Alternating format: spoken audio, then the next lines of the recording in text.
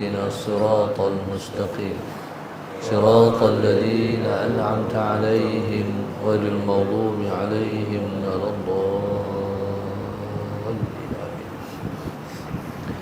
بسم الله الرحمن الرحيم. الحمد لله رب العالمين، والصلاة والسلام على أبي القاسم الأمين وعلى آله وصحبه أجمعين. قال رب اشرح لي صدري ويسر لي أمري واحلل عقدة من لساني يفقه قولي.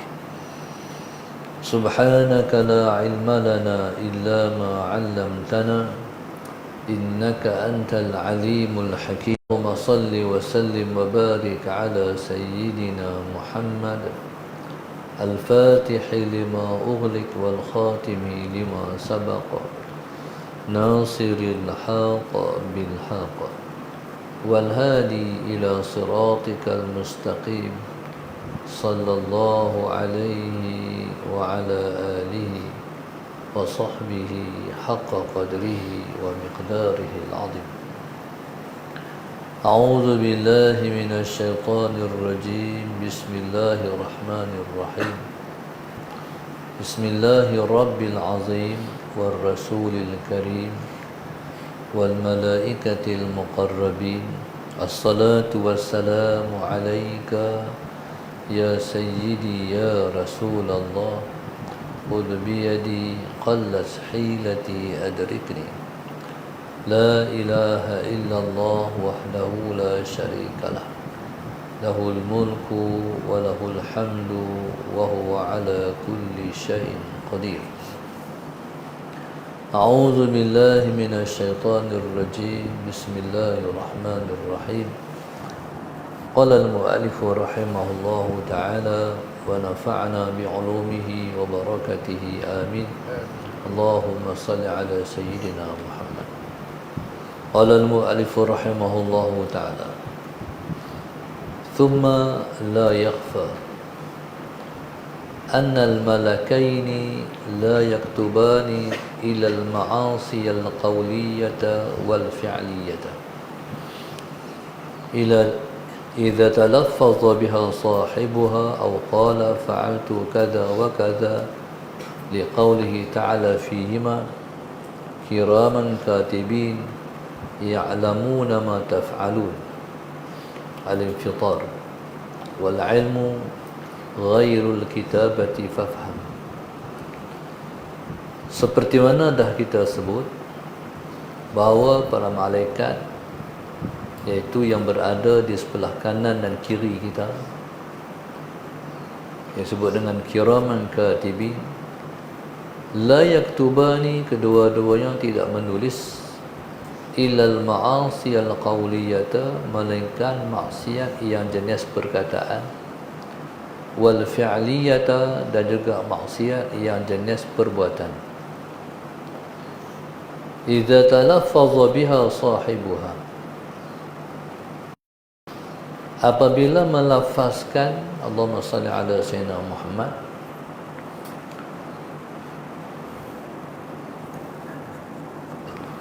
apabila melafazkan dengannya, iaitu dengan maksiat yang jenis perkataan, au qala fa'altu kada wa kada, ataupun dia berkata aku telah melakukan begini-begini. Jadi Allahumma salli ala sayyidina Muhammad, bila mana seorang tu dia melafazkan ataupun dia kata aku buat begini-begini, maksiat begini-begini, jadi barulah malaikat itu menulis. Sementara dalam hati manusia itu tidak diketahui oleh malaikat. Malaikat hanya mencatat yang zahir. Allahumma salli ala sayyidina Muhammad, perkataan ataupun perlakuan. Tetapi dalam hati malaikat tak tahu. Untuk satu pendapat ulama. Untuk pendapat yang lain tahu juga. Tahu macam mana? atau melalui Allahumma salli ala sayyidina Muhammad, kalau seseorang itu melakukan maksiat dalam hati. Macam mana maksiat dalam hati? Seorang tu berazam nak buat jahat. Bila mana seorang tu berazam, iaitu dengan keazaman yang kuat untuk melakukan maksiat, ketika itu akan keluarlah daripada seseorang itu bau yang busuk. Maka fahamlah malaikat kata orang tu dalam hatinya telah bermaksiat. Jadi ada dua pendapat ulama, ada yang mengatakan malaikat tak tulis sebab tak tahu, ada pendapat mengatakan malaikat tulis sebab tahu juga. Qala Allah Subhanahu wa ta'ala, maksiat yang jenis perkataan dan juga maksiat yang jenis perbuatan, Allah sebut kiraman katibin, malaikat yang namanya kiraman katibin, malaikat yang mulia yang menulis, ya'lamuna ma taf'alun, mengetahui mereka itu apa yang kamu buat. Jadi malaikat sakat tahu saja. Wal ilmu ghairul kitabah, mengetahui bukan menulis. Jadi Allahumma salli ala sayyidina Muhammad, fafham, ketahui olehmu ataupun faham olehmu. Allahumma salli ala sayyidina Muhammad. Qala al-mu'allif rahimahullahu ta'ala, lazimi adab. Walzam aidan ya akhi al-adaba, faqad qalu la yanbaghi lirrajuli an yatluba al-ilma wal haditha hatta ya'mala fil adabi 20 sanatan. Allahumma salli ala sayyidina Muhammad. Wa qalu kada al-adabu an yakuna thulutsay ad-din. Wa qalu man tarakhasa fil adabi raja'a min haitsu jaa'a. Wa qalu man la adaba lahu fala syari'ata lahu wala imana wala tauhida. Qala al-mu'allif rahimahullahu ta'ala, walzam aidan ya akhi, dan lazimkan juga wahai saudaraku. Walzam maknanya wajib ke atas engkau.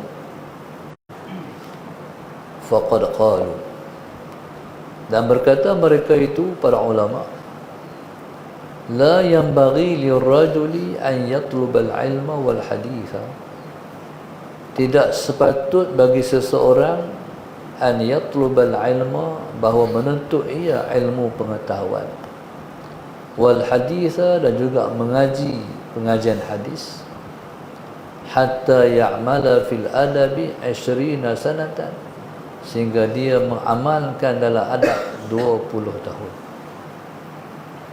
Yang pertama daripada saranan pengarang kitab ni, mengaji ni dia tak boleh sehari, 2 hari, 3 hari, dia kena lama. Dia panggil tuluz zaman. Mengaji ni kena panjang masa dia.